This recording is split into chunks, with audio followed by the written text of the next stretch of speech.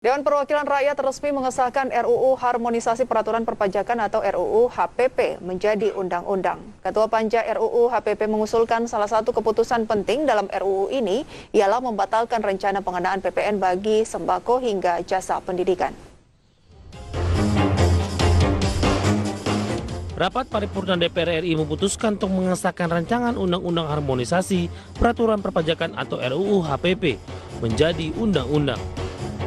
Atas keputusan tersebut, berbagai ketentuan peraturan perpajakan telah disepakati, seperti penggunaan NIK sebagai NPWP, kenaikan PPh hingga 35% bagi wajib pajak dengan pendapatan 5 miliar rupiah per tahun, hingga kenaikan PPN tarif tunggal secara bertahap hingga 12%, dan kepastian pembatalan tarif PPN bagi sembako hingga jasa pendidikan.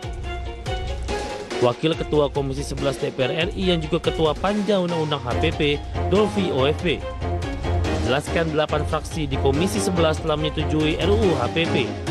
Hanya satu fraksi menolak, yakni fraksi PKS.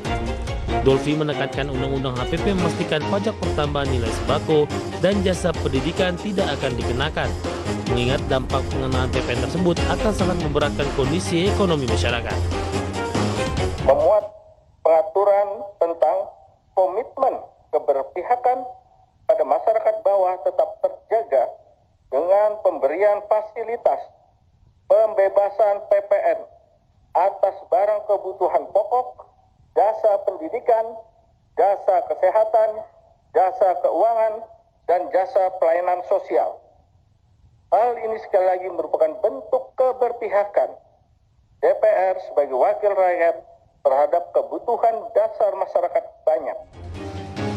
Undang-Undang HPP telah merevisi 6 undang-undang sebelumnya, yakni Undang-Undang Ketentuan Umum dan Tata Cara Perpajakan, Undang-Undang Pajak Penghasilan, Undang-Undang Pajak Pertambahan Nilai, dan Pajak Penjualan atas Barang Mewah, Undang-Undang Cukai, Undang-Undang Kebijakan Keuangan Negara dan Stabilitas Sistem Keuangan untuk penanganan pandemi COVID-19, serta Undang-Undang Cipta Kerja.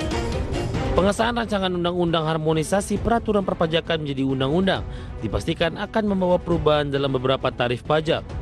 Mantan Menteri Hukum dan HAM Yasona Mohamonangan Lauli, Undang-Undang HPP memiliki peran penting reformasi perpajakan. Keputusan penting dalam Undang-Undang HPP diantaranya rencana menaikkan tarif pajak pertambahan nilai secara bertahap mulai April tahun depan.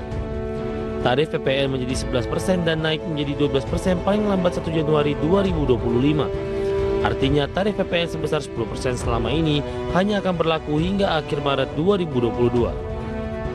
Sementara itu, kenaikan tarif PPN menjadi 12% disepakati untuk dilakukan secara bertahap, yaitu 11% mulai 1 April 2022 dan menjadi 12% paling lambat 1 Januari 2025. Dengan mempertimbangkan kondisi masyarakat dan dunia usaha yang masih belum sepenuhnya pulih dari dampak pandemi COVID-19.